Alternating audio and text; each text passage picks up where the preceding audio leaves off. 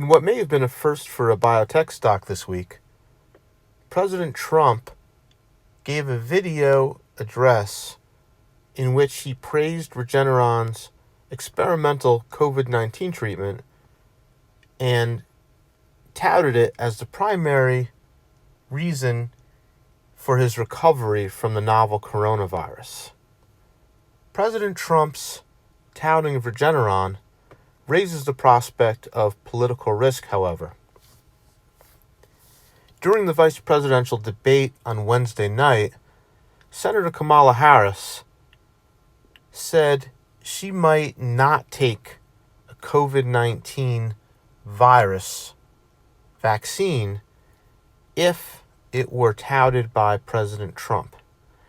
In the event Senator Harris and Vice President Biden win next month's election and decide to minimize Regeneron's involvement in any federal initiatives related to COVID-19 due to its association with President Trump, let's look at a couple of ways Regeneron longs can limit their risk now.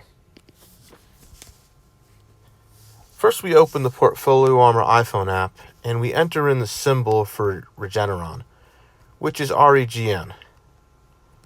Next, we enter in a number of shares. Here, I'll enter 200 for this example, but you can enter whatever you like, of course. And next, we enter in the largest decline that we're willing to risk over the time frame of the hedge. Again, this is up to you. You can scan for a hedge that meets your risk tolerance. For this example, I'll use 20% though. And next we decide what the time frame of the hedge will be. And for that, we can pick from any available expiration from later this month to all the way out to January of 2023. For starters, I'll stick with our default, which aims for options expiring closest to 6 months out. And in this case, that's the options expiring in late May.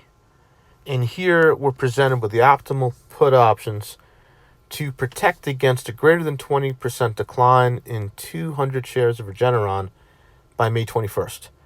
And as you can see, the cost here was $8,560 or 7.13% of position value. To be conservative, that was calculated at the ask, assuming that you bought the puts at the ask. In reality, you can often buy and sell options at some price between the bid and ask, so you probably could have gotten that hedge for less on Thursday. But assuming you paid that much, that would have annualized to a cost of 11.63% of position value. Now, let's look at a couple of ways you can lower that cost. One is just by trying a different options expiration date. Here I'll try February 19th.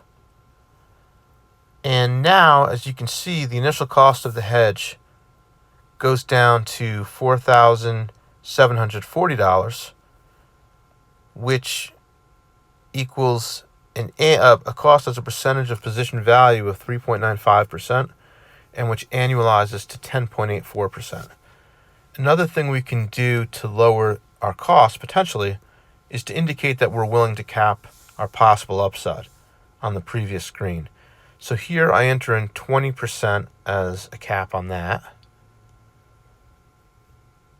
Find optimal hedge. And now we're presented with an optimal collar.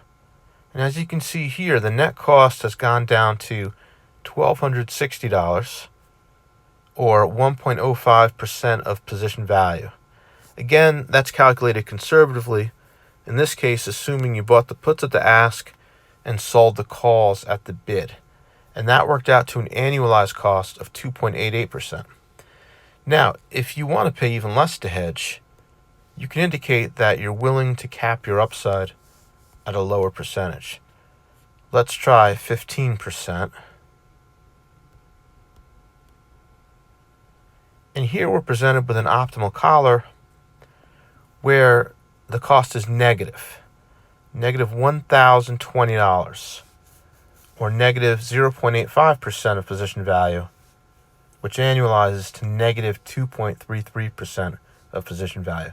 Now, what does negative cost mean? What that means is, were you to open up this hedge on Thursday, assuming to be conservative that you bought the puts at the ask again and you sold the calls at the bid, that is, you placed both trades at the worst possible end of their respective spread, you would have received a net credit of $1,020. So, Regeneron can be hedged quite inexpensively here, particularly with an optimal collar, if you're willing to cap your upside. If you're long the stock, it may be worth considering hedging given the low cost.